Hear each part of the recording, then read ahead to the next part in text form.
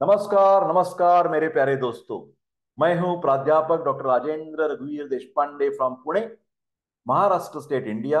मैं आप सबका मेरे आयुर्वेदा एकेडमी यूट्यूब चैनल में सहर्ष स्वागत करता हूं। आज का विषय बहुत ही इंटरेस्टिंग है। क्यों है? इसका नाम ही देखिए क्या है। उसका आयुर्वेदिक शब्द है ग्रहणी। ग्रहणी बोलते हैं।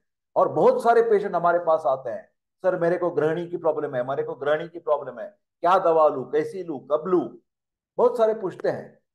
आप बोलेंगे सर ये क्यों इतना महत्वपूर्ण है ग्रहणी ग्रहणी करके? क्योंकि क्या हुआ है कि अभी के दिनों में हम हमारी जो खान पान है उसके तरफ बिल्कुल ध्यान नहीं देते।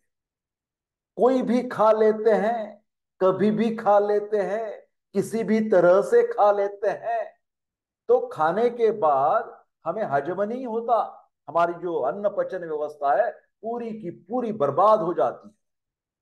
और ये बर्बाद होने से लूज मोशंस हो गए तो ठीक है एक बार, ऐसा नहीं कहता कि ये ठीक है। फिर लूज मोशंस अतिसार हो गया तो कुछ दवा पानी एक दो दिन कर ली, अच्छा हो गया, ठीक हो गया। किसी को छर्दी की शिकायत है, वोमिटिंग है, वो भी एक दो तीन दिन कुछ दवा पानी कर दिया, ठीक हो गया।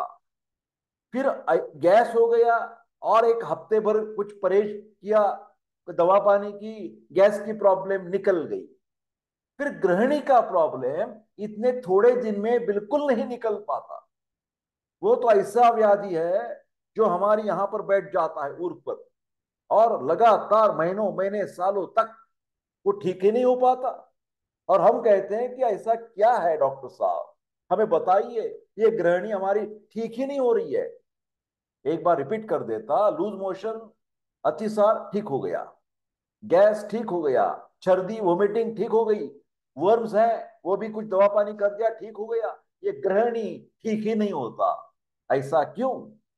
ऐसा इसलिए है भैया कि ये गृहिणी अवयव है हमारे शरीर में, और उस अवयव को पूरी बर्बादी करने के लिए हम, मतलब जो पेशेंट है, वो खुद जिम्मेदार है। ये न कि कोई इन्फेक्शन हो गया है और दो दिन में एंटीबायोटिक ले लिया ठीक ठाक, नहीं नहीं नहीं। ये ग्रहणी अवयव जो है वो हमारी आंत्र जिसको बोलते हैं उसको हम ग्रहणी कहते हैं आयुर्वेद के हिसाब से। जैसे हमने अन्न पचन मार्ग देख लिया तो ये अन्न नलिका है ना, जिसको हम क्या कहते हैं, क्या कहते हैं, एसोफेगस कहते हैं, अन्न नलिका। उसके बाद जो है ना एक थैली है, आमाशय बोलते हैं, स्टमक। वहां तो पहले चर्निंग हो जाता है ना, मिलजुल जाता है और वो आगे चल जाता है। छोटा आंत्र बोलते हैं, स्मॉल इंटेस्टाइन। उसमें तीन घटक है, डिओडेनम है, जेजुनम है और इलियम है। ये महत्वपूर्ण है क्योंकि इसमें ही सारे जो गैस्ट्रिक जूस आ जाते हैं, पैनक्रियाटिक जूस आ जाते हैं, है ना, आंत्र के जूस आ जाते हैं, स्मॉल इंटेस्टिनल जूस आ जाते हैं। तो intestinal juice, gastric juice, pancreatic juice, ये सभी का वहां मिश्रण हो जाता है, सभी की एंजाइम्स की एक्शन हो जाती है और हमें खाया हुआ अन्न हजम हो जाता है। तो ये सभी अन्न पचन व्यापार में गृहिणी का कार्य आयुर्वेद ने, ये स्मॉल इंटेस्टाइन वाला जो अवयव है उसके आगे चलकर पक्वाशय है। उधर तो कोई अन्न पचन ज्यादा नहीं होता।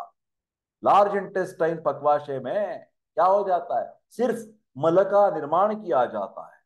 जो टट्टी हो जाती है, स्टूल, वहां कहां पर बनती है, वो पक्वाशय मतलब लार्ज इंटेस्टाइन में बनती है। सभी के सभी ज्यादा से ज्यादा एंजाइमेटिक एक्शन जो है, पचन व्यापार जो अग्नि का क्रिया है, जाठरा अग्नि का प्रमुख स्थान है ये ग्रहिणी।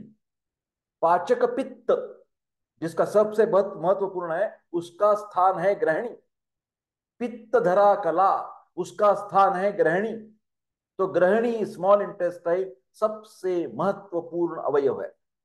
और इसकी खराबी हो जाने के कारण, खराबी का मतलब स्ट्रक्चरल कुछ प्रॉब्लम आ जाएगा ऐसा नहीं है, स्ट्रक्चरल भी बिगड़ जाता है, फिर फंक्शनली कार्य के हिसाब से उसके पूरी कार्य बर्बाद कर देते हैं हम। पेशेंट अपनी खुद की, जो बोलते हैं ना, अपनी अपनी मिला मिजा चलाते हैं वो लोग, अपनी खुद की चलाते हैं। तो इसी के कारण उनका ग्रहणी अवयव पूरा बिगड़ जाएगा और वो ठीक ठाक होने में महीनों सालों तक चलते रहेंगे। इसीलिए, और इसीलिए ये आयुर्वेदिक डायटेटिक्स जिसको बोलते हैं ना, अन्न के बारे में पूरी की पूरी जानकारी लेने की कोशिश करनी चाहिए।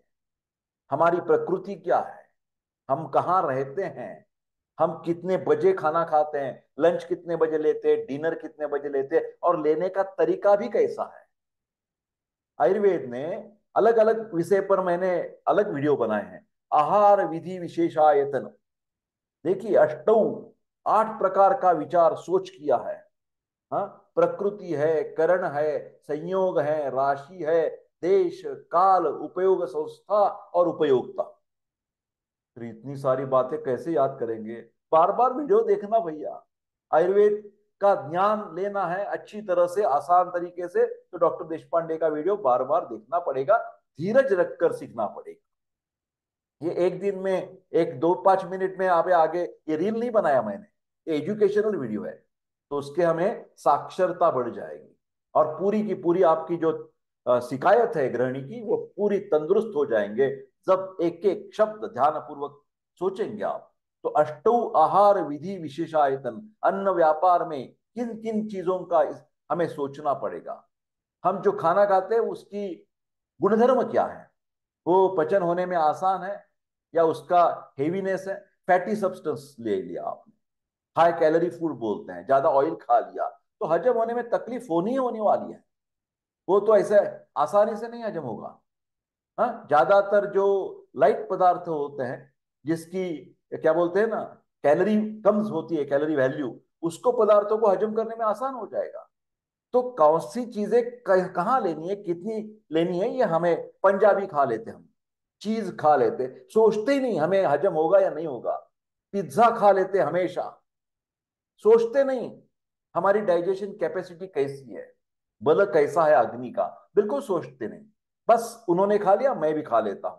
आपकी उम्र क्या है ये भी नहीं सोचते आप, हमारी मानसिक अवस्था कैसी ये भी नहीं सोचते, क्योंकि गृहिणी के ऊपर ये मन का प्रभाव बहुत ही ज्यादा है। साइकोसोमेटिक इलनेस बोलते हैं। हाँ, मन का असर हमारे पचन व्यापार में होता है, तो इसके ऊपर आपको ध्यान देना पड़ेगा। कैसा खाना चाहिए, आयुर्वेद ने कहा है आहार विधि विधान, उसके कुछ नियम बताए हैं। जैसे कि उष्ण अश्नियात, स्निग्धम अश्नियात, हमेशा खाने में गरम गरम, ताजा पकाया हुआ, फ्रेशली कुक्ड फूड लेना है ना। ये सिंपल सी चीज है। थोड़ा सा तो उसमें पानी का अंतर्भाव, पानी पीना चाहिए खाना खाने के वक्त, बीच बीच में रुक कर। कभी लोग पहले खाना खाना खाने के पहले पानी पी लेते हैं, कई लोग बाद में पी लेते हैं, तो दोनों से तकलीफ बढ़ जाएगी। सिंपल सिंपल जो बातें हैं ना, वो आपको ध्यान में रखना पड़ेगा। हाँ, जैसे कि उष्णम अश्नियात, स्निग्धम अश्नियात, मात्रावत, मात्रा प्रमाण का महत्व है। हमारे आमाशय के 4 भाग कर दीजिए। आधा भाग जो है वो घन पदार्थ ले सकते हैं, एक भाग जो है लिक्विड के लिए है, और एक भाग आपको खाली रखना है। जो पेरिस्टाल्टिक मूवमेंट्स होती है ना, चर्वी चरण, उसके लिए ज्यादा कहां पर है, आप इतना तक खा लेते हैं पूरा का पूरा, जैसा का डिब्बा भरना है हमें। ऐसे करेंगे तो पचन कैसा हो जाएगा। तो ये मात्रा का विचार है। मात्रा प्रकृति के हिसाब से होती है, जहां रहते उस देश के हिसाब से होती है, अपनी क्या बोलते हैं ना, अन्न पदार्थ कौन सा इसके हिसाब से होती है। और जो मैंने बता दिया कि एक भाग आपको खाली छोड़ना है। हाँ, उष्णम अश्नियात, स्निग्धम अश्नियात, मात्रावत अश्नियात, इष्टे देशे, जब हम जहां पर बैठते हैं उसकी सब एक एनवायरमेंट हो जाता है। हमेशा हमारी आदत होती है कि खान पान के बजाय हम, हमारा जो लक्ष्य होता है वो ज्यादातर टीवी के ऊपर होता है, सीरियल के ऊपर होता है। नहीं तो एक साथ में मोबाइल, फेसबुक देखते रहते, रील्स चलाते हैं, और इधर हम निंगल लेते, खाना खा लेते हैं। कैसा चलेगा भैया, नहीं चलेगा ये।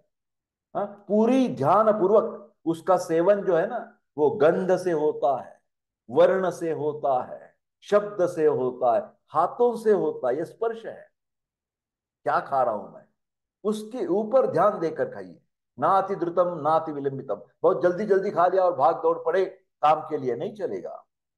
बहुत आराम से खा रहे, खाने के ऊपर ध्यान ही नहीं है, पूरा पेपर पढ़ रहे, बुक पढ़ रहे, हाँ, टेलीविजन पर सीरियल देख रहे, और धीरे धीरे धीरे एक एक घंटा खा रहे, नहीं चलेगा। ना अति द्रुतम ना अति विलंबितम, no fast and no slow, moderate speed होना चाहिए खाने का। खाने के बारे में इतना आयुर्वेद का ज्ञान अगाध है कि एक तो मैं सोच रहा हूं कि एक साल भर पूरे सिर्फ खाने पीने के बारे में बातें करता रहूंगा यूट्यूब के द्वारा। तो ये इतना बड़ा कोर्स हम बना सकते हैं। ठीक है। तो ये ग्रहणी अवयव, इस सब बातों को हम अंदाजा लेकर ही आगे बढ़ सकते हैं। सिर्फ एक कोई दवा ले ली और बात खत्म हो गई, ऐसा ग्रहणी का ट्रीटमेंट कभी भी नहीं होगा। देखते हैं क्या क्या आयुर्वेद ने भी कॉजेस या कारण बताए हैं ये ग्रहणी होने के लिए। तो पहले देखते हैं ग्रहण्या रोगा, ग्रहणी रोगा। मतलब जो भी एक और एक व्याधि, उदर व्याधि बोलते हैं, उदर का मतलब असाइटिस होता है। तो ऑर्गन का, अवयव का नाम से जो व्याधि बनता है, ये ज्यादातर ये उदर और ग्रहणी है। ये डिफिकल्ट व्याधि, गंभीर है, और बहुत महीने तक उसकी ट्रीटमेंट, उसका परहेज रखकर ही वो ठीक ठाक हो सकते हैं। आज ले ली गोली और एक महीने के अंदर, 8 दिन के अंदर सब ठीक हो गया, बिल्कुल ठीक हो गया, ऐसा नहीं है। और दो तरह की रिस्पॉन्सिबिलिटी होती है, 50% on the doctor and 50% on the patient. Patient कैसा रिस्पॉन्ड करता है, हमारी मानसिक संतुलन कैसे रखता है, वो ज्यादातर स्ट्रेस मैनेजमेंट नहीं कर पाता तो ग्रहणी ठीक नहीं होगी। आपको एंजाइटी, डिप्रेशन, जो भी चीजें हैं हमारी मन में, उसका संतुलन अलग तरीके से करना पड़ेगा। आपके डिस्प्यूट्स है फैमिली में, बच्चे के साथ डिस्प्यूट्स है, पार्टनर के साथ डिस्प्यूट्स है, ऑफिस में बॉस के साथ डिस्प्यूट्स है, और आप ग्रहणी की ट्रीटमेंट ले रहे हैं। कुछ नहीं, जब तक वो डिस्प्यूट्स नहीं सॉल्व हो जाएंगे, उसका असर आपके ग्रहणी की तंदुरुस्ती में बिल्कुल उसका कनेक्शन है। ध्यान से सुनिए, पहली दफा शुरुआत में, आखिर आखिर में तो बहुत इंटरेस्टिंग होने वाला है। आखिर के जो 5-10 मिनट में मैं कुछ दवा पानी भी की बातें बताऊंगा आपको। फिर पहले एक बेसिक फिलोसॉफी जो अंडरस्टैंडिंग होता है ना, वो आपको कह रहा हूं। तो ये ग्रहणी का, ग्रहण्या रोग, ग्रहणी रोग, जिसमें ग्रहणी अवयव की पूरी फंक्शंस बिगड़ गई है। अभी बोलेंगे सर कार्य क्या है उसका।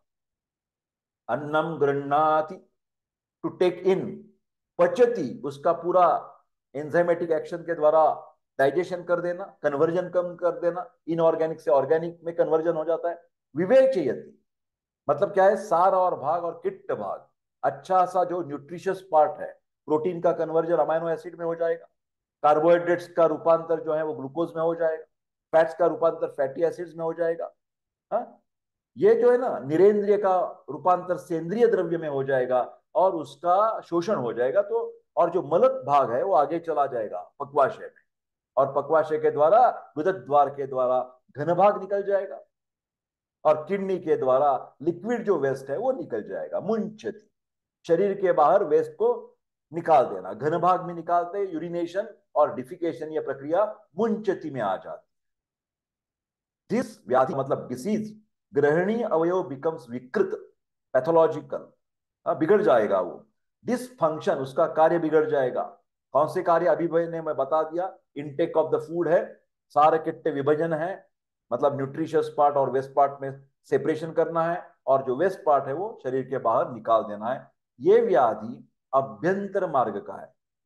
हाँ, मतलब सेंट्रल पार्ट जो है ना हमारा, उसमें ये व्याधि हो जाता है, और चिरकारी है। ये ध्यान से देखिए, क्रॉनिक है ये व्याधि, क्रॉनिक, महीनों तक, सालों तक ये चलता रहेगा।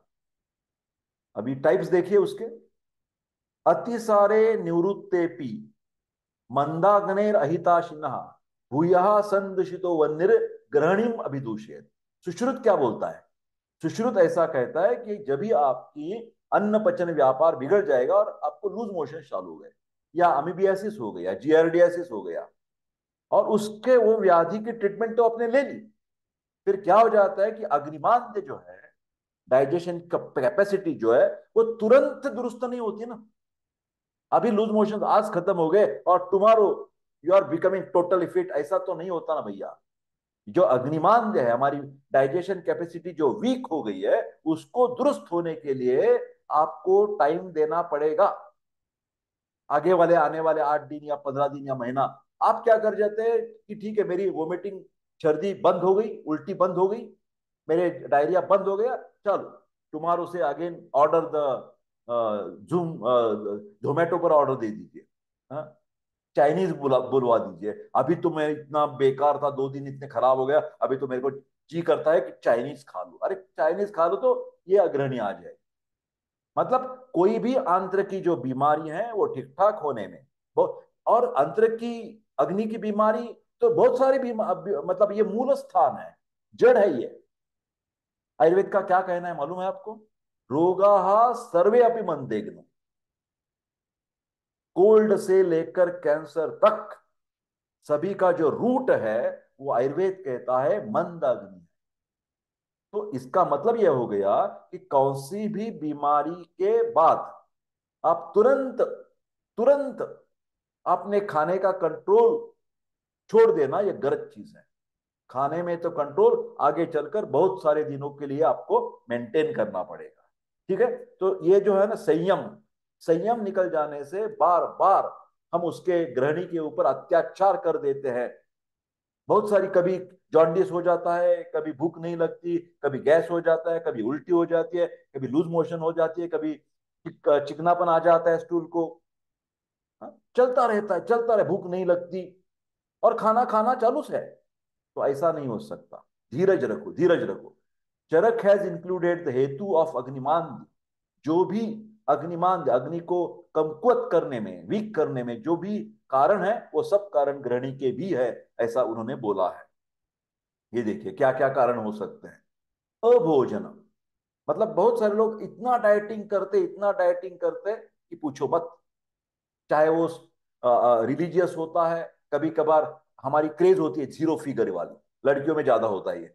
हाँ? उनको लगता है कि मैं पतली दिखूं, ऐसे होकर वो मतलब अपनी कैपेसिटी के बाहर जाकर वो डाइटिंग करती है, उसका परिणाम अच्छा नहीं होता गृहिणी के ऊपर।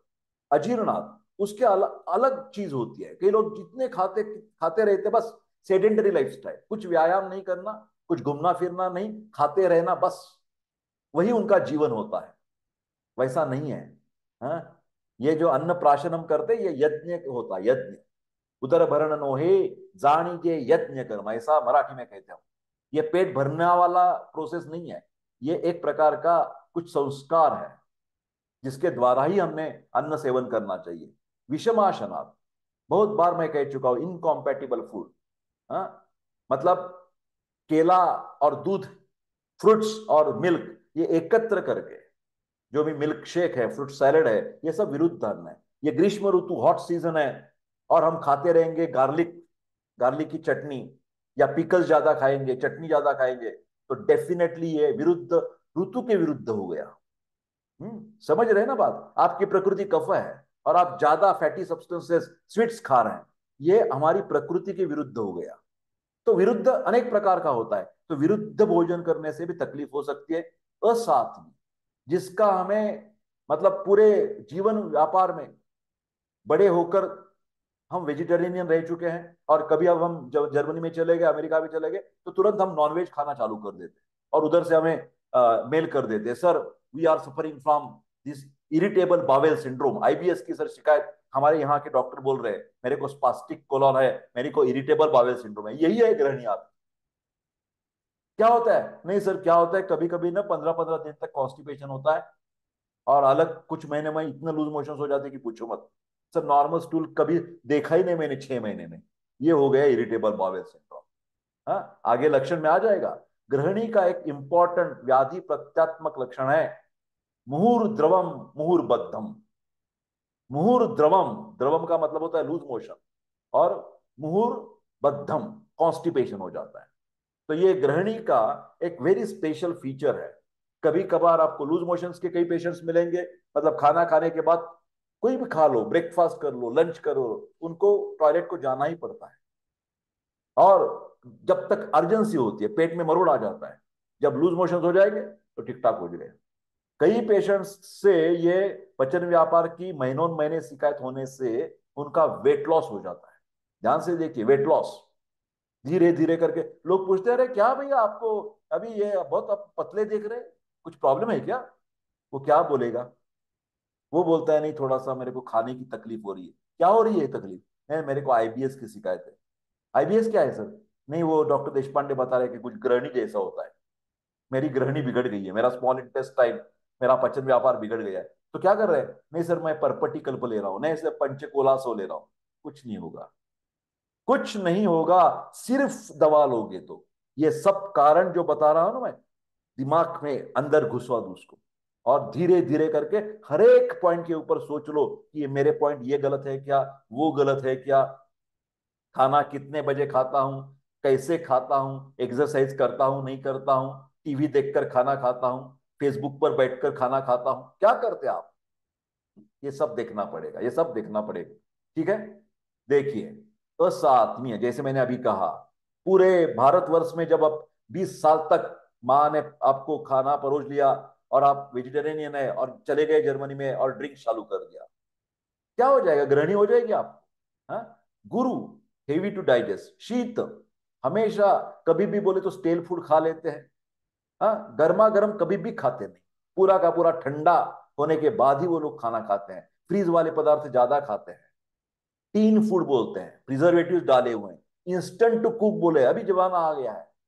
हाँ, 5 मिनट की मैगी का जमाना आ गया है, 2 मिनट की मैगी, 5 मिनट का वो क्या पुलाव बना दिया है, 5 मिनट में आपकी सब्जी बन जाती है। अरे भैया, वो जो ऐसा पैकिंग बनाते हैं ना 6 6 महीने तक प्रिजर्वेटिव डालकर, उसमें कुछ तो प्रॉब्लम आने वाला ही है ना। नहीं तो फर्क क्या है? सब पूरे जगत में यही चलता रहेगा। हाँ, इंस्टेंट का जमाना है। इंस्टेंट से क्या हो जाएगा? इंस्टेंट आपकी ग्रहणी, स्मॉल इंटेस्टाइन इंस्टेंट खराब हो जाएगी, और दुरुस्त इंस्टेंट नहीं होती। ये इतना इसका प्रॉब्लम है। खराबी तो इंस्टेंट हो जाएगी, और दुरुस्ती के लिए इंस्टेंट नहीं है, उसके लिए टाइम लगेगा। तो ये बात आती है, ये बात आती है, ध्यान से सुनिए, कि उसको खराब होने में मिनट लगेगा, एक दिन लगेगा, और दुरुस्त तंदुरुस्त होने में 6 महीने लगेंगे। ये प्रॉब्लम है, ये ग्रहणी व्याधि में। ध्यान से सुनिए, तो ये सब चीजें आपको प्रिवेंट करनी होगी। अतिरुक्ष मतलब खान पान में बेवरेजेस भी होनी चाहिए। हाँ, जैसे तक्र बोलते हैं, बटर मिल्क होने चाहिए आखिर में, है ना। दूध बीच बीच में, सुबह शाम को आपको दूध लेना पड़ेगा। खाना खाते समय थोड़ा थोड़ा पानी लेना पड़ेगा। कई लोग हैं ना, पानी बिल्कुल पीते नहीं, बिल्कुल पीते नहीं, और कुछ लोग हैं वो बहुत ज्यादा पीते हैं। दोनों गलत है। हमारी जो डिजायर होती है, हमारा जो अर्ज होती है, उसके अनुसार पानी पीने की जरूरत है। और खाना खाने के लिए हमेशा लोग पूछते हैं मेरे को, सर पहले पी लो या बाद में? नहीं, बिल्कुल नहीं। खाना खाने के बीच में थोड़ा थोड़ा आपको पानी पीना पड़ेगा। जब हम कभी कभार पंचकर्म कहते हैं, कई लोग पंचकर्म के लिए, हमारे पुणे में हमारा हॉस्पिटल है, ध्यान से सुनिए, जिसको भी पंचकर्म करवाना है, अभ्यंग मसाजेस करवाने हैं, शिरोधारा करवाना है, जरूर आ सकते हैं। व्हाट्सएप कर दीजिए मेरे को, पेड सब सर्विसेज हमारी उपलब्ध है। विरेक वमन स्नेह विभ्रमात, तो मतलब पंचकर्म के बाद भी जो संसर्जन क्रम आता है, डाइट का, लघु डाइट से नॉर्मल डाइट पर आना है, वो नहीं करते। कई कबार व्याधि कर्षणात्, अलग अलग कुछ बीमारियां होते हैं, ट्यूबरक्लोसिस है, कैंसर है, उसमें भी हमारा ये अन्न पचन व्यापार बिगड़ जाता है, क्योंकि पूरी मेटाबॉलिक सिस्टम बिगड़ जाती है। तो व्याधि कर्षणात् अलग कुछ हमारी बीमारी है, उसके द्वारा भी एक गृहिणी के ऊपर परिणाम हो सकता है। देश कालर्तु वैषम्यात्, जब पूरे देश में कुछ एपिडेमिक चल रहा है, कोरोना जैसा एंडेमिक चल रहा है, जॉन्डिस की साथ संसर्ग, मतलब एंडेमिक है जॉन्डिस वाली बीमारी का, तो ये देश की विकृति हो गई है। कालर्तु वैषम्यात् मतलब जो ऋतुमान है, जब गर्म होना चाहिए उस टाइम बारिश हो रही है, जब ठंडा सीजन है उस टाइम गर्मी हो रही है। तो ये जो है ना ऋतु चक्र, अभी तो ग्लोबल वार्मिंग की जो चर्चा हो रही है, ग्लोबल वार्मिंग में भी ऑफ कोर्स इसी का असर तो सभी के ऊपर पड़ जाएगा। फिर ज्यादा असर जिन लोगों ने खान पान के बारे में कुछ सोच समझकर नियम जो पालते हैं, उनको ये तकलीफ कम होगी। जो भी है एपिडेमिक आने वाला, कोरोना हो या जॉन्डिस हो या टाइफाइड हो या कॉलेरा हो, उसका असर जिनकी इम्यूनिटी कम है, और इम्यूनिटी मतलब पूरे शरीर की भी मैं कह रहा हूं, और खास करके मैं इम्यूनिटी आंतरिकी ग्रहणी की कह रहा हूं। हमारी जो अग्नि है, उसकी इम्यूनिटी कैसी है, उसको हम पहले से ही अच्छे ढंग से पालन पोषण कर रहे हैं, उसको मेंटेन कर रहे हैं अग्नि हमारा, तो कुछ भी बाहर का हमारा बिगाड़ नहीं सकता, कुछ भी इन्फेक्शन हमें हो नहीं सकता। हाँ, थोड़ा सा सावधानी तो बरतनी पड़ेगी। अभी आप उष्ण ऋतु है, बाहर जाकर शुगर केन जूस, उसका रस पी लिया और उसमें बर्फ डाला है, और आपको पता नहीं, बर्फ तो सब के सब ट्रांसपेरेंट दिखते हैं, चकाचक दिखते हैं। हाँ, फिलहाल वो किस पानी से बर्फ की निर्मित हुई है, उसको बहुत ध्यान रखें, क्योंकि अभी इन्फेक्शन ज्यादातर वो बर्फ के द्वारा होता है, न कि जूस के द्वारा। कई कबार हो सकता है फ्लाइज भी उधर ज्यादा होते हैं। हाँ, आप देख लो कि भैया उधर स्वच्छता, जो जहां पर हम ये शुगर केन जूस ले रहे हैं, उसका सबोताल परिसर कैसा है, वो जो ग्लासेस हैं वो उसका वॉशिंग कैसे हो रहा है, उस आदमी की स्वच्छता कैसी वो मेंटेन कर रहा है, उसी के ऊपर जब आप प्रिकॉशन नहीं लेंगे तो ये बार बार आपको तकलीफ होने वाली है और बाद में ग्रहणी में हो जाएगा उसका पर्यावसन। ठीक है, तो ये सब बातें आपको ध्यान में रखनी पड़ेगी। आयुर्वेद का कहना है कि ये तीन व्याधि का नाम लिख लो स्टूडेंट्स, अर्श, अतिसार और ग्रहणी, इंटरलिंक्ड है। इंटरलिंक्ड है, एक दूसरे से कुछ संबंध रखते हैं। पाइल्स हो गया, अर्श, अर्श का मतलब पाइल्स, हिमोरॉइड, इसका मतलब अपना अग्नि व्यापार जो है ना ठीक नहीं है, आपको कॉन्स्टिपेशन हो सकता है, मलावस्टम्भ, टट्टी को हार्ड हो रही है। और जो कुंठने का प्रवाहन करते हैं ना, आप जोर लगाते हैं, स्ट्रेनिंग करते हैं, तो उसके कारण उधर की नसें, वेसल्स खुल जाती है, उसको हम हिमोरॉइड कहते हैं।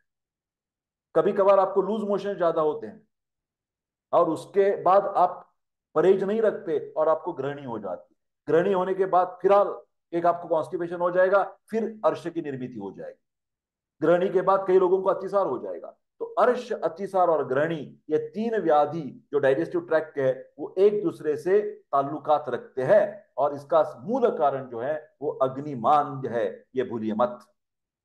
आगे चलते हैं। संप्राप्ति, दुर्बल अग्नि बला दुष्टा त्वम एव विमुंचति, मिथ्या आहार विहार। अभी अभी सब बातें जो चल रही है, मिथ्या का मतलब इम्प्रॉपर हमारा फूड डाइट और इम्प्रॉपर हमारी लाइफस्टाइल।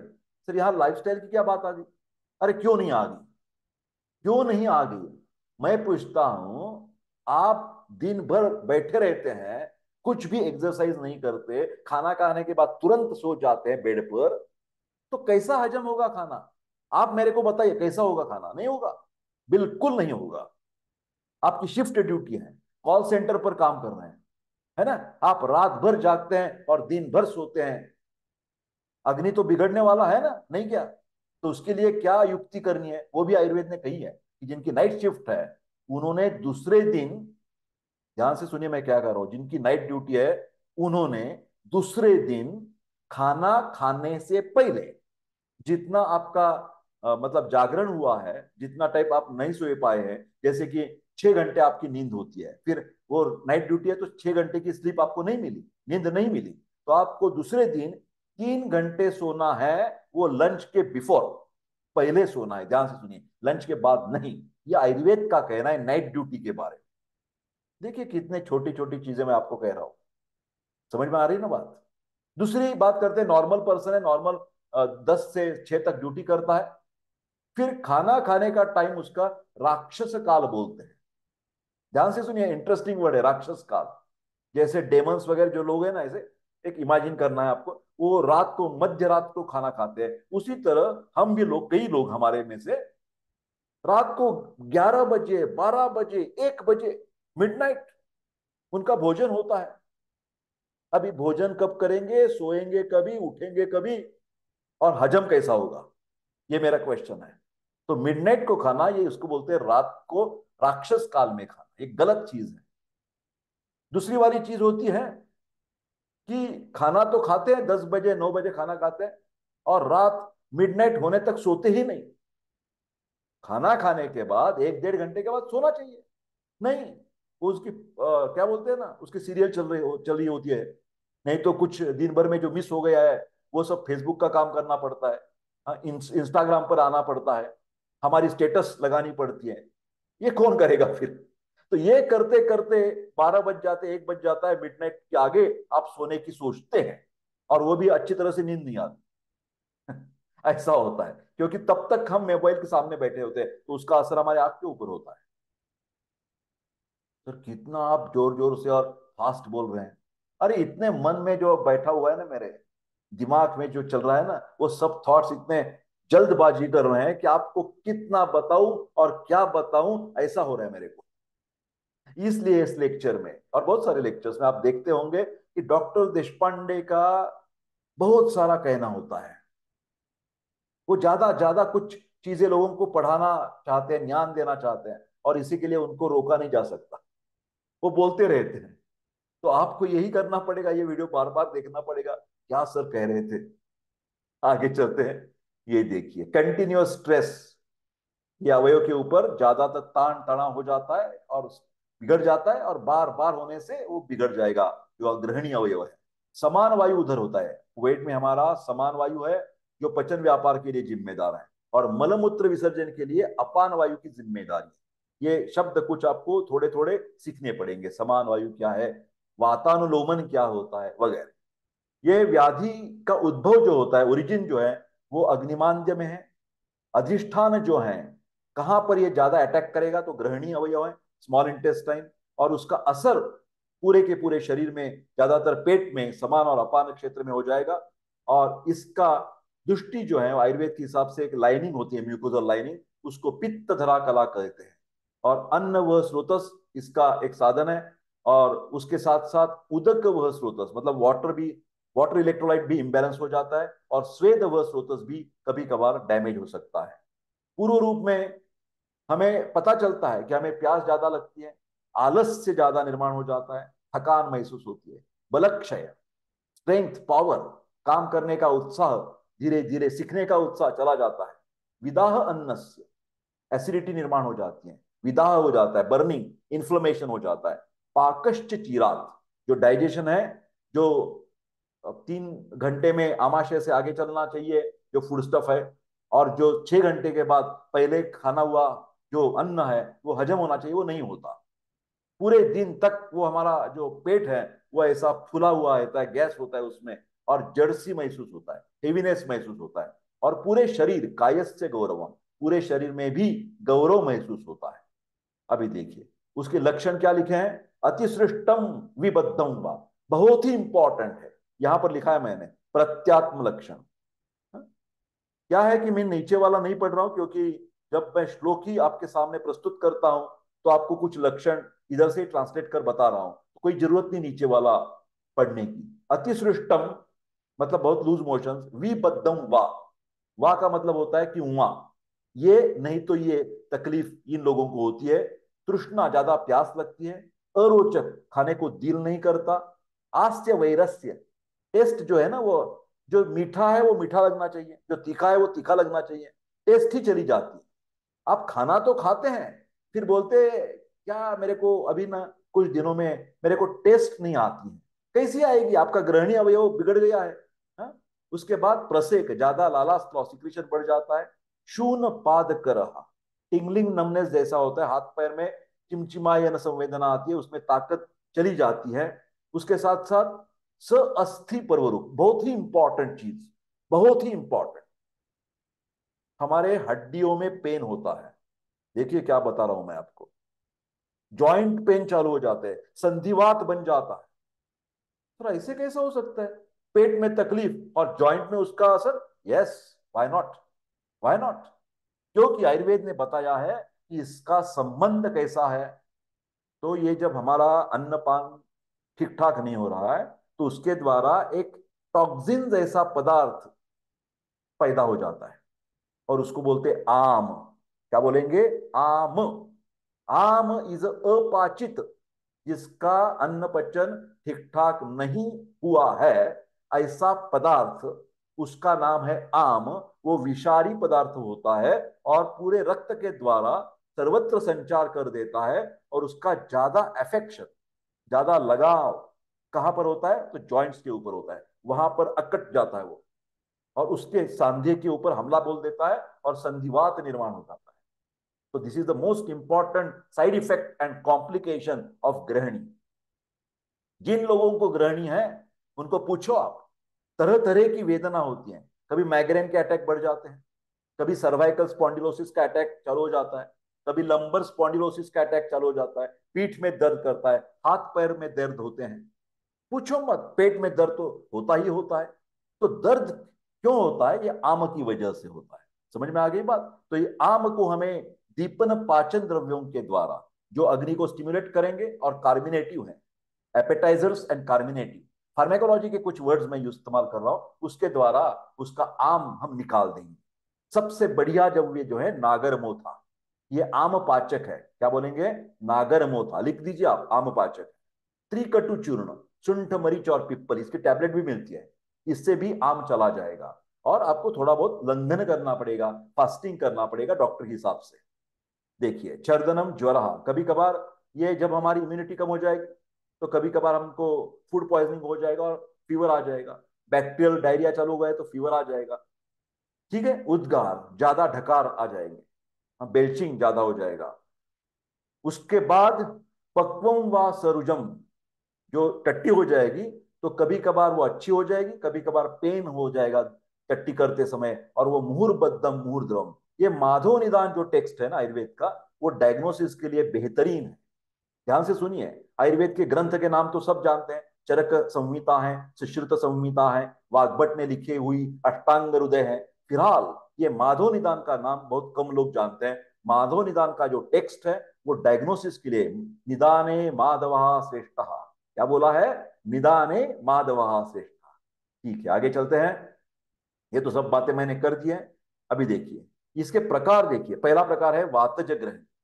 तो आपको ये भी मतलब डायग्नोसिस करना पड़ेगा। हम वैद्य लोग जब हम पेड कंसल्टेशन करते हैं तो यही देखते हैं कि सिर्फ ग्रहणी तो आपको मालूम है, हम बोलते हैं कि आपकी ग्रहणी कौन सी है, वातज है या पित्तज है या कफज है, कौन से दोष उसके लिए जिम्मेदार है। क्यों जिम्मेदार है? जब व्यक्ति ज्यादा कटु खा लेती है, पंजेंट, तिक्त, बिटर टेस्ट, अतिरुक्ष, थोड़ा भी पानी का सेवन नहीं करना, बटर मिल्क नहीं लेना, दूध नहीं लेना, पानी नहीं लेना, पूरे के सैलड खाते रहना बस, तो इसके हिसाब से अतिरुक्ष बोलते हैं। अतिशीत, ज्यादातर ठंडा ठंडा खाते, कभी भी फ्रेशली कुक्ड नहीं खाते, फ्रीज वाले पदार्थ ज्यादा खाते हैं, प्रिजर्वेटिव डाले हुए खाते हैं, तो उसके द्वारा किया हुआ अति लेस क्वांटिटी में, बहुत कम खाते हैं। अति चंक्रमण, इतने घूमते फिरते रहते हैं, फिजिकल एंड मेंटल स्ट्रेस उनके ऊपर होता है। वेग विधारण, प्यास है, भूख है, जो नेचुरल अर्जेस है उसके ऊपर निग्लिजेंस हो जाता है। तो और अति मैथुन, देखिए, सावधान, सावधान, कहां का लिंक लगाया है देखिए आयुर्वेद में। हम ये भी जरूरत पड़े तो पूछते हैं कि कैसा है आपका सेक्स लाइफ, कितने दफा करते हैं, कैसे, क्या होता है उसमें, तकलीफ होती है क्या, बाद में टेस्टिकुलर पेन होता है क्या, जेनेटल्स में दर्द होता है क्या, हाँ, ये सब पूछते हैं, थकान महसूस होती है क्या। तो ये अति मैथुन का भी संबंध हमारी ये वातज ग्रहणी में है, ये ध्यान से सुनिए। उसके लक्षण क्या मिलेंगे? एक तो आपको टाइम लगेगा हजम होने में खाना है, अन्न विदाह हो सकता है गैस्ट्राइटिस जैसा, स्किन भी ड्राई हो सकती है, कंठ शोष, उसके गले में ड्राइनेस आ जाता है। उसके बाद कर्णक्ष्वेड, देखिए कौन से लक्षण है, कान में टिनिटस, आवाज, साउंड आ जाती है, कंटिन्यूअस वेदना इन द पार्श्व, हमारे पूरे बदन में पार्श्व रीजन में, पीठ में दर्द होने लगता है, और उसके कारण मन्या, शीर और उदर सभी में, जब जैसे अभी मैंने कहा था ना कि आम के द्वारा पूरा दर्द चालू हो जाएगा, अरुचि, भूख नहीं लगती, और कट्स इन द गुद, जो एनल रीजन है वहां पर परिकर्तिका नाम की बीमारी आपको हो सकती है। और he or she desires to eat food of various different रस, उसको ऐसा टेस्टी फूड खाने की इच्छा पैदा हो जाती है। पेट में आधमान और आटोप का मतलब पेट फूल जाता है और पेट में ज्यादा साउंड्स आने लगते हैं। Temporary relief is felt when the patient is taking a little bit less amount of food and strains during the malaproti. The patient is always giving the stress, strain, प्रवाहन करता है जो टट्टी निकालने के लिए, ठीक है। वातज गुल्म, रुद्रोग और प्लीहा, उसका असर हार्ट के ऊपर, स्प्लीन के ऊपर भी हो सकता है। जो मल प्रवृत्ति है, स्टूल्स जो है वो ज्यादातर ड्राई स्टूल्स होते हैं, कॉन्स्टिपेटेड टेंडेंसी वातज ग्रहणी में होती है। पित्तज ग्रहणी क्यों होती है? पित्त का प्राधान्य, ये देखिए, जब जो व्यक्ति है ज्यादा स्पाइसी खाता है, हमेशा हमेशा ज्यादा स्पाइसी खाएगा, ज्यादा इरिटेटिंग फ्राइड फूड खाएगा, अम्ल सावर टेस्ट वाला फूड है, तो इससे अति सेवन करने से जो अजीर्ण होता है, तो उसके द्वारा ये द्रव गुण जो है वो बढ़ जाएगा। पित्त के बहुत सारे गुण है, पित्तम सस्नेह, तीक्ष्ण, उष्ण, लघु, विस्त्र, सरद्रव। तो तीक्ष्ण उष्ण गुण की बजाय यहां पर द्रव गुण बढ़ता है, ये खासियत है। और द्रव गुण का मतलब जैसे कि अग्नि के ऊपर पानी डाल दिया तो क्या हो जाएगा, अग्नि बुझ जाएगा ना, उसी तरह यहां पर होता है। पित्त का जो द्रवता है वो अग्नि के ऊपर हमला बोल देती है और अग्निमांद्य हो जाता है, और उसके द्वारा और अपचन की प्रक्रिया चालू हो जाती है। तो इसमें कैसे डायग्नोसिस करते हैं, क्लिनिकल फीचर्स क्या होते हैं? उसकी टट्टी जो है वो पीली पीत वर्ण की होती है, और ज्यादातर जो वातज वाली थी कॉन्स्टिपेटेड टेंडेंसी थी, यहाँ पर ज्यादातर लूज मोशंस की टेंडेंसी पित्तज ग्रहणी में होती है। ज्यादातर टट्टी को बांस आती है, फाउल स्मेलिंग होता है, और जो हमारा आमाशय के द्वारा सावर इरेक्टेशन, अम्लोदगार बोलते हैं, हाँ, जो एसिड रिफ्लेक्स बोलते हैं ना, GERD बोलते हैं, gastro oesophageal reflux disease, GERD, gastro oesophageal reflex disease is one of the variety of pittaj grahani. और बर्निंग सेंसेशन हमेशा होता है, पेट में दाह होता है, ठीक है। उसके साथ साथ इनके इस ग्रहणी प्रकार में इन्फेक्शन से के चांसेस ज्यादा होते हैं। जब भी इन्फेक्शन हो जाएगा तो आपको बुखार आ जाएगा, अरुचि और तृष्णा, ज्यादा प्यास लगती है, ठीक है।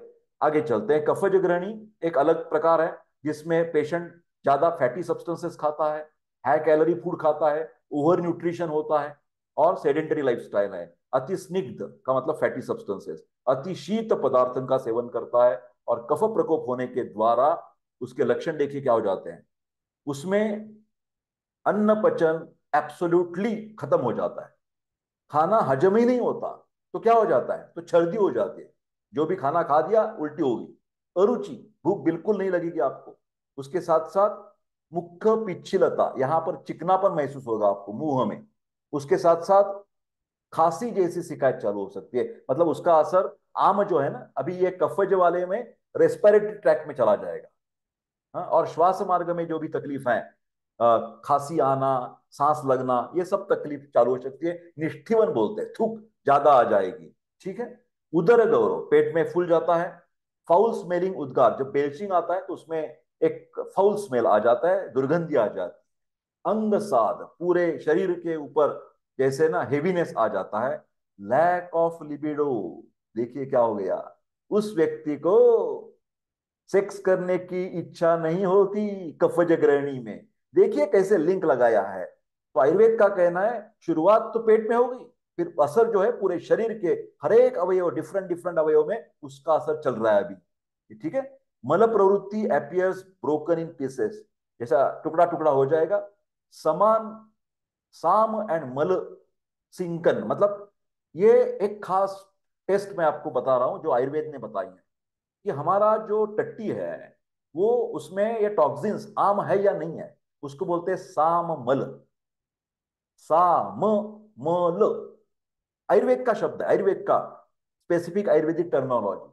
उसके टेस्ट करने का एक स्पेशल तरीका बताया गया है आयुर्वेद की ग्रंथ में, जैसे कि योग रत्नाकर ग्रंथ में। जल निमज्जन परीक्षा, क्या बोलते हैं उसको, जल निमज्जन परीक्षा। बहुत इंटरेस्टिंग है, ध्यान पूर्वक सुनिए। इतना लंबा चौड़ा ग्रहणी के ऊपर लेक्चर मैंने अभी तक एक भी यूट्यूब वाले से के साथ मैंने नहीं देखा है, नहीं, बिल्कुल नहीं देखा है। इधर उधर कुछ चीजें बता देते हैं, नहीं, ऐसा नहीं चलेगा। पूरा का पूरा ज्ञान गृहिणी के बारे में इसी लेक्चर में आपको मिलेगा। कृपा करके लाइक शेयर करते रहना, और वीडियो जो मतलब आयुर्वेद एकेडमी चैनल है वो भी सब्सक्राइब करते रहना। ऐसी ही तरह से हिंदी भाषा में सरलता से बहुत सारी बीमारियों के बारे में मैं चर्चा करने वाला हूँ। एक एक घंटे चर्चा करते रहूंगा, आप खुश हो जाएंगे, तबीयत खुश हो जाएगी। जैसे महफिल में बैठते हैं ना लोग और गाना सुनकर खुश हो जाते हैं, उसी तरह आप भी इस लेक्चर्स के द्वारा खुश हो सकते हैं। और जब आप खुश हो जाएंगे तो आपको मैं विनंती करता हूं कि उधर पर एक साइन दिखेगा डॉलर का, कृपा करके थोड़ी बहुत आयुर्वेद एकेडमी को इसी तरह से भी आर्थिक भी मदद आप जरूर कर सकते हैं। This is not a begging, this is a respectful appeal to all of you. आप हमेशा वो जैसे आपको अच्छा लगता है तो हमेशा वाह वाह वाह वाह ऐसा तो बोलते ही हम, फिलहाल उसके साथ कुछ मॉनेटरी भी आपको रिटर्न्स दे सकते हैं तो जरूर दे सकते हैं। आपका स्वागत है और आपको आपके ऊपर हम ऋण महसूस करेंगे, ठीक है। ये देखिए जल निमज्जन परीक्षा, जब हम मल है सर कैसे पानी में डालेंगे, हम लेबोरेटरी में करते हैं। हमारे जो स्टूडेंट्स आयुर्वेद के वो एग्जामिनेशन या करते हैं हमेशा, जैसे मॉडर्न वाले लोग करते हैं हम भी करते हैं। हम जो टट्टी का कुछ अंश लेकर टेस्ट ट्यूब में पानी लेकर वो उसको सिंक करते हैं। तो वो जब हिलाते हैं तो ये देखते हैं कि वो फ्लोट होता है, जो स्टूल्स के मॉलिक्यूल्स, या पूरे के पूरा नीचे चला जाता है। जब वो पूरा नीचे चला जाता है तो उसका बोलते हैं साममल है, और जब फ्लोट होता है उसके पार्टिकल्स तो उसको बोलते हैं निराममल है। ये एक चिन्ह है। दूसरा है कि स्त्यानत्व, उसमें चिकनापन ज्यादा होता है टूल्स में, वो देखने से भी पता चलता है। और एक थोड़ा सा और आपको लगेगा सुनने में, मैं बता देता कि इंडियन स्टाइल से जो लोग इंडियन टॉयलेट्स में जाते हैं और इंडियन तरीके से धोते हैं तो उनको हाथ को भी ये महसूस होता है कि बहुत चिकनापन हो गया है। जो पेपर इस्तेमाल करते हैं उनको तो पता नहीं चलेगा, हम तो एग्जामिन करते हैं लेबोरेटरी में तो पता चलता है। और उसके साथ साथ एक बहुत इंटरेस्टिंग चीज है, जब ये ग्रहणी वाली व्यक्ति जिसका मल साम है वो टॉयलेट में गई और जब बाहर आ जाएगी, तो कम से कम जब अंदर है और बाहर आती है तो एक 10-15 मिनट के लिए, आधा घंटे के लिए सभोताल का जो परिसर है वो इतना अच्छा नहीं होता। कितने भी आप उधर एरोमेटिक ये स्प्रे डालो, फिर उसकी बदबू आ जाती है उसकी टट्टी को। हाँ, फ्लश अच्छा करना पड़ेगा आपको, फ्लश, क्योंकि दो प्रॉब्लम से, एक चिकनापन ज्यादा है और दुर्गंधी ज्यादा है, तो फ्लश आपको ज्यादा करना पड़ेगा, ठीक है। भ्रुश दुर्गंधी शब्द है, बहुत बुरा तरह से स्मेल उसकी टट्टी को आता है, कफज ग्रहणी या साम मल जो होता है उसके लिए। आगे चलते हैं, सान्निपातिक ग्रहणी का मतलब। सान्निपातिक ये शब्द हमेशा त्रिदोषेश के लिए है, वात है, पित्त है और कफ है, तीनों बिगड़ गए हैं। इसके इसमें क्या हो जाता है, माल एब्सॉर्प्शन सिंड्रोम, और टीबी जो होता है ना, इंटेस्टाइन वाला ट्यूबरकुलोसिस इन्फेक्शन, उसमें ये सान्निपातिक ग्रहणी के जैसे लक्षण मिलते हैं हमें। Mal pravritti is copious, just a moment, I will mark for you, I am talking about this sannipatik ग्रहणी।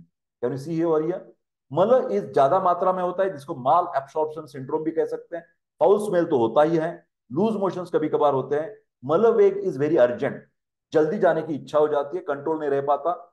उसके साथ साथ फीवर रहता है, क्योंकि this may be the mycobacterium tuberculosis infection to the intestine. पांडु, और जब अन्न हजम नहीं हो जाएगा, न्यूट्रिशंस, प्रोटीन कार्बोहाइड्रेट्स हमको नहीं मिलेंगे, फैट्स, तो नेचुरली एरिथ्रोपोएसिस, विटामिन मिनरल्स की भी कमी हो जाएगी और उसको एनीमिक कंडीशन आ जाएगी, haemoglobin level will be below 10 ग्राम/सेंट।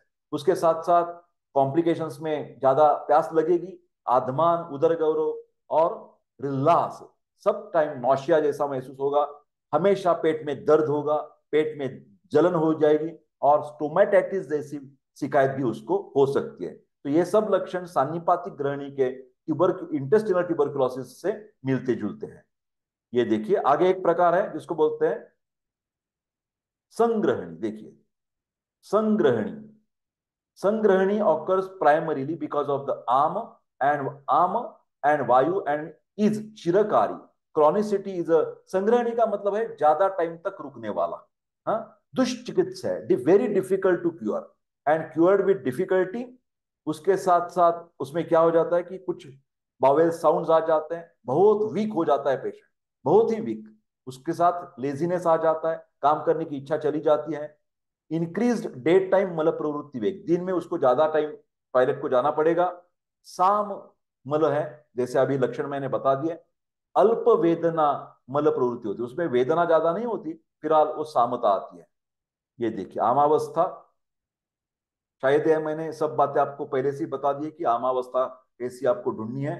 ये जो है आखिर वाला पार्ट, ग्रहणी, सॉरी, घटी यंत्र ग्रहणी, टिपिकल नाम है घटी यंत्र, लिखते जाइए आप। एक special type of the grahani is called as ghati yantra ग्रहणी।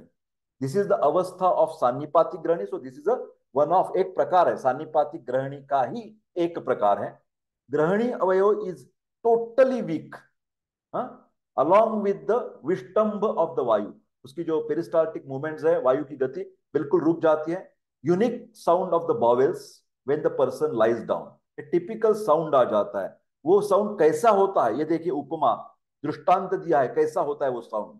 Water gushing in an earthen pot when ड्राउन्ड in the water, जब हम एखादा वेसल जो है वो पानी में डालकर वो पानी निकालते हैं, तो पानी जैसे घुस जाता है वो वेसल के अंदर। जब पानी में, वो नदी में हम डालेंगे वो वेसल, तो वो जो आवाज आती है उसको, इसी तरह का आवाज पेट में ये घटी यंत्र ग्रहणी में। घटी का मतलब होता है एक टिपिकल पॉट और the vessel.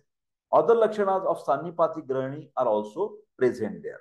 My dear friends, this is near about the basic things about the Grahani Vyadhi that I have explained. Now, many people are interested to know, sir, कुछ चीजें तो बताइए ना कि इसके लिए हम ट्रीटमेंट कैसे कर सकते हैं। एक मामूली सी कुछ बातें आपके साथ शेयर करता हूं, जिसको लिखना है वो लिख सकते हैं। अभी थोड़ा सा ट्रीटमेंट के बाद थोड़ी सी आपको बताना चाहता हूं कि क्या क्या ट्रीटमेंट हम करते हैं लोग। हम्म? पहला एक आपको आंसर देना पड़ेगा कि पेशेंट को हम जो भी नियम बताए हैं आयुर्वेद में अन्न सेवन के बारे में या अन्न लेने के बारे में, वो अच्छी तरह से हम उसको लिखकर बताते कि ये आपको फॉलो करना है। और उसके साथ दीपन पाचन चिकित्सा करवाते हैं, जिसको हम एपेटाइजर या कार्मिनेटिव फार्मेकोलॉजी में कहते हैं। इसमें आमावस्था भी हम देखते हैं। जब आमावस्था है तो हमें ज्यादातर उसको मतलब टट्टी, देखिए कि एक प्रकार की सामावस्था चल रही है और टट्टी निकल रही है, लूज मोशन है या कॉन्स्टिव प्रवाहिका है, तो थोड़ी देर तक वो जो आम पाचन तक हमें उसको रोकना नहीं। टैबलेट लोमोफेन मॉडर्न की जो होती है ना, लोमोटिल, तुरंत नहीं लेनी है भैया। उससे बुच मतलब ऑब्स्ट्रक्शन हो जाएगा। जो निकल रहा है वो मल, सामता जो है वो निकल जाने दो। हमेशा जब सामता होती है तो रुग्ण का बल देखकर हम उसको तुरंत रोकने की कोशिश नहीं करते। कभी भी अहिफेन के कल्प नहीं इस्तेमाल करते। कभी भी मॉडर्न के जो लोमोटिल टैबलेट है, लोपरामाइड है, उसका तुरंत इस्तेमाल, एक दो तीन जुलाब हो गए, दो तीन अतिसार हो गया, तो हम इमीडिएटली स्टॉप नहीं करवाते। उसके लिए हम क्या करते हैं कि कुछ अनुलोमन द्रव्य देते हैं, कि जैसे कि हरितकी नाम की द्रव्य है, आमलकी नाम की एक द्रव्य है, और त्रिफला भी है। तो हम उसको त्रिफलावटी, एकादिवटी भी दे सकते हैं गर्म पानी के साथ। हमेशा कोष्ण जल, ल्यूक वार्म वाटर के साथ ही चिकित्सा हम करते हैं। उसके साथ आरगवद या बहावा, उसका मार्केट में आरगवधारिष्ट मिल जाएगा आपको लिक्विड, वो भी एक 2 से 3 चम्मच दवा और 2 से 3 चम्मच पानी मिलाकर खाना खाने के पहले ये आरगवधारिष्ट भी हम दे सकते हैं। ये मृदु अनुलोमन चिकित्सा ऐसे हम बोलते हैं। तो स्तंभन नहीं देना है, अनुलोमन करवाना है, ये देखिए। उसके बाद निरामावस्था में ग्राही चिकित्सा देते हैं। ग्राही, ग्राही का मतलब जिससे मल अच्छी तरह से मल फॉर्मेशन हो जाएगा। उसके लिए क्या क्या एकेरी द्रव्य हम इस्तेमाल करते हैं, तो शुंठ का इस्तेमाल करेंगे हम। शुंठ है ना, जिंजर, उसके साथ नागर मोथा आ जाता है। आमपाचक सर्वश्रेष्ठ द्रव्य है, अग्र संग्रह। शंख भस्म है, कपर्दिक भस्म है, और ज्यादातर विविध प्रकार के परपटी कल्प इस्तेमाल करते हैं। ध्यान से सुनिए, परपटी। और उसका सेवन भी हम तक्र के साथ करते हैं। गृहिणी में तक्र एक बहुत ही फूड आइटम जो है, बहुत ही इंपॉर्टेंट है। बाजार में तक्रारिष्ट मिल जाता है, उसका भी इस्तेमाल आप जरूर कर सकते हैं। तो अभी कौन सी परपटी कल्प हम इस्तेमाल कर सकते हैं? एक बोल परपटी होता है, एक कुटज परपटी होता है, और कभी कभार सुवर्ण परपटी भी हम इस्तेमाल करते हैं। ध्यान से सुनिए। तो इसी तरह से धीरे धीरे करके हम इसकी ट्रीटमेंट करवाने की कोशिश करते हैं। वक्त की पाबंदी है तो ज्यादा डिटेल में, और ज्यादा डिटेल में जरूरत भी नहीं है, क्योंकि किसी भी अवस्था में जरूरत पड़ने पर वैद्य की सलाह के द्वारा ही आपको उपचार करना फायदेमंद रहेगा। तो किसी को भी कौन सी भी शिकायत है हेल्थ के बारे में, तो जरूर हमें आयुर्वेद एकेडमी के तज्ञ डॉक्टर के साथ आप जुड़ सकते हैं। और इसके लिए आपको सिर्फ फोन के बजाय व्हाट्सएप करने की विनंती मैं हर एक वीडियो में करता हूँ। फिलहाल लगातार लोग फोन लगाते हैं, और कई लोग तो ऐसे ही पूछते हैं, सर आप फोन ही नहीं उठाते। अरे भैया, मैं व्हाट्सएप के द्वारा आपको विनंती करता हूँ, हर एक वीडियो में बताता हूँ, तभी आप फॉलो नहीं करते। कितने फोन लेंगे हम, किसके साथ कितने टाइम तक बात करेंगे? ये हमें परेशानी है, मजबूरी है, आप समझने की कोशिश कीजिए। आपको बहुत बहुत धन्यवाद आपका प्रेम जताने के लिए। मिलते हैं अगले वीडियो में, तब तक स्वस्थ रहे और खुश रहे। बहुत बहुत धन्यवाद। उसके साथ चैनल भी सब्सक्राइब करने की मतलब मेहरबानी करें। धन्यवाद।